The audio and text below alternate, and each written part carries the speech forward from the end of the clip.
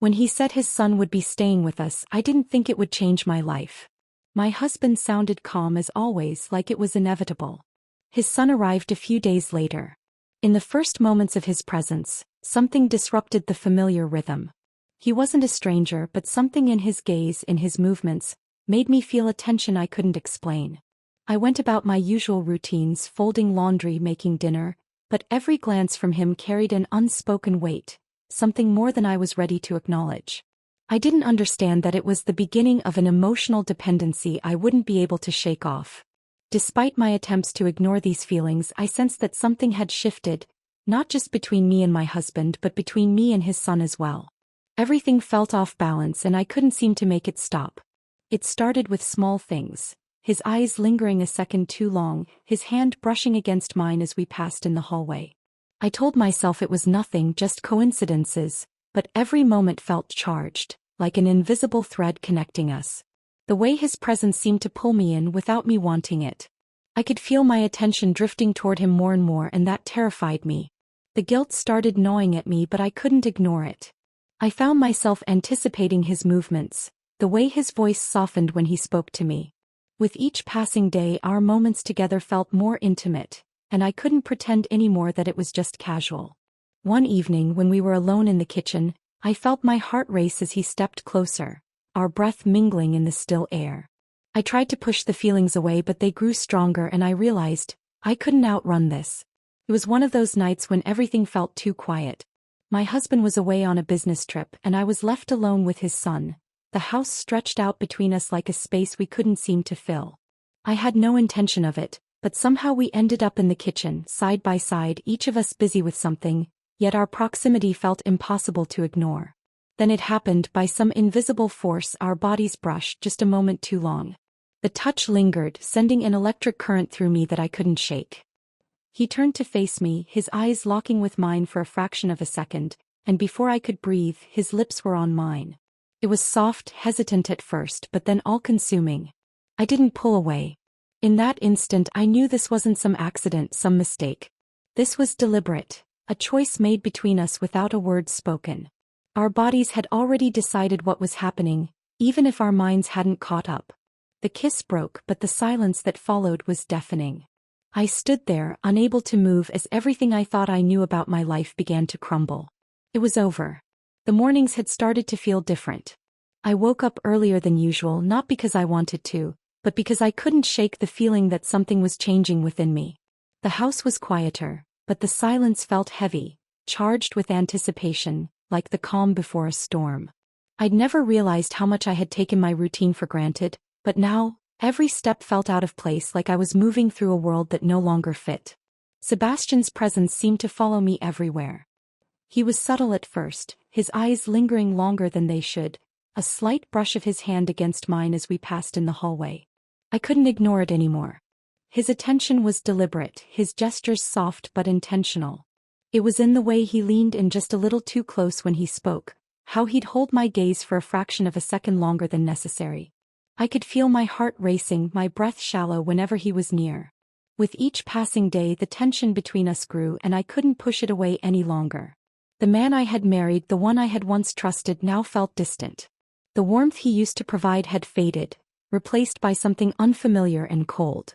My feelings for him were beginning to dull, overshadowed by the undeniable pull I felt toward his son. He kissed me with hope, with familiarity, with the weight of years we had built together, but the moment his lips met mine, I felt nothing but distance, like I was standing in a memory that no longer belonged to me, and I knew with a clarity that cut deep, that whatever we once shared had faded beyond recognition. I kissed him back because I wanted to feel it again, wanted to believe it was still there, but the spark was gone, replaced by silence that screamed between us louder than any words could. When he pulled away and smiled softly as if it had meant something, I nodded and lied with my eyes, too afraid to say that I felt like a stranger in my own body. After that, I started drifting. Small steps at first, skipping conversations, avoiding his touch, letting days go by without real connection, until even the sound of his keys in the door made me feel out of place.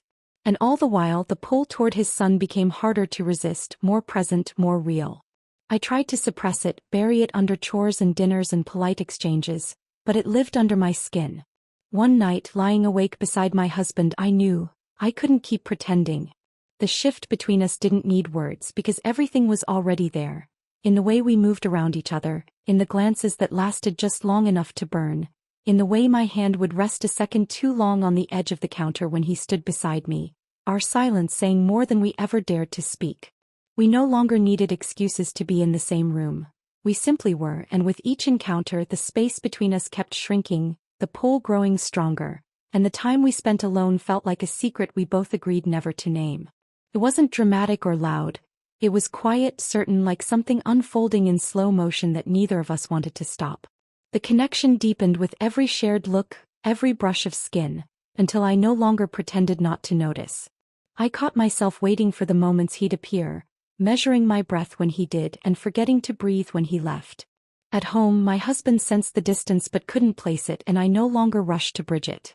I was slipping, quietly and willingly, into something I couldn't define but couldn't escape, and the woman I used to be began to vanish.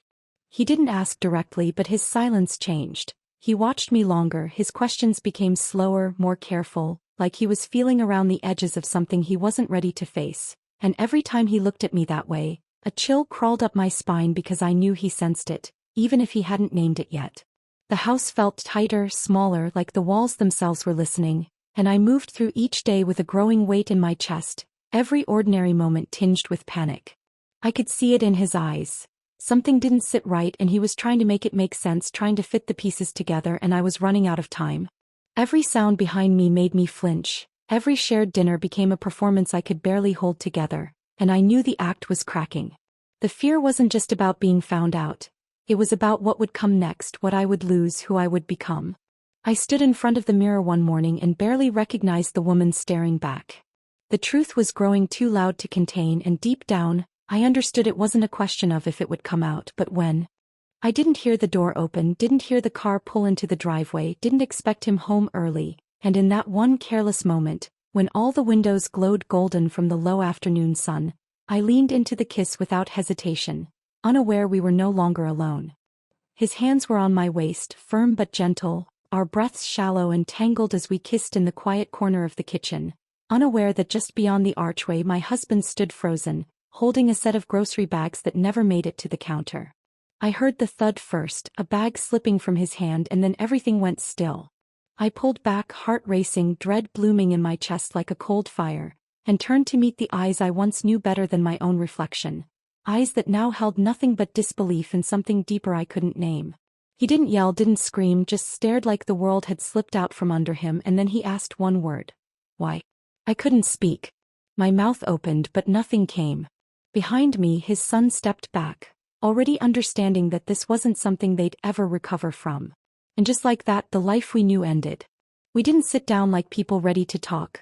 We hovered, circling around words too sharp to say aloud, and yet they hung between us like fog, impossible to ignore. And when he finally asked if there was anything left to salvage, I knew the answer before I said it. I nodded slowly, eyes stinging, and told him the truth. We were already gone before he ever walked into that kitchen. And though he didn't respond at first, I could see it in his face, the grief, the betrayal, the weight of a future we had both silently let go. The next few days blurred into a quiet routine of separation, not with shouting or slammed doors, but with the soft, numbing ache of knowing it's over. He packed a bag without saying where he was going, and I stood in the doorway, arms crossed tightly, wondering if I'd ever feel like myself again. Every room felt haunted by what we didn't fix. I tried to convince myself that a clean slate was what I needed, but every time I closed my eyes, I still felt the imprint of Sebastian's hand on my back, the way he looked at me like I mattered. And that was the part one couldn't undo. I moved into a smaller place across town, filled it with neutral furniture and soft lighting, trying to convince myself that starting over meant starting clean, but nothing about it felt new. Every wall echoed with reminders of what I'd done, who I'd been, and what I'd lost. I went through the motions. Unpacked boxes, paid bills, smiled at neighbors, but inside I was somewhere else entirely, stuck between what used to be and what could never be again. I tried to forget the way Sebastian looked at me in the quiet moments, the way his presence filled a room even when he said nothing, but those memories clung to me like damp fabric, impossible to shake. He didn't reach out, and I didn't expect him to. The damage was done, too deep to repair, too complicated to name. My ex-husband never asked for details after the day he left. He didn't need to, and I wouldn't have had the words anyway. Forgiveness never came, not from him, not from myself. Most days I lived in silence, not with regret but with weight. A truth I carried like a stone in my pocket. Some choices don't break you all at once. Some break you slowly every time you remember why you made them.